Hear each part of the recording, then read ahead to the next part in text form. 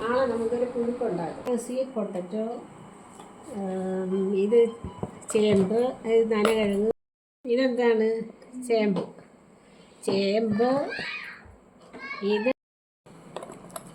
ഇത് ചേന, ഇത് ഏത്തക്ക, ഇത് പയറ്, ഇത് കൂർഗ.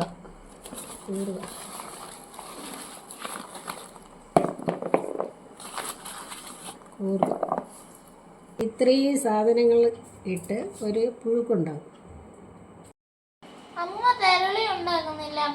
തെരളി ഉണ്ടാകും. വൈകിട്ട് തെരളി ഉണ്ടാകും.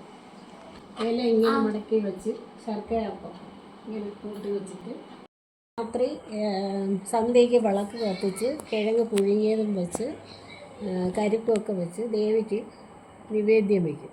തെരളിയൊക്കെ ഉണ്ടാക്കി എല്ലാം വയ്ക്കും.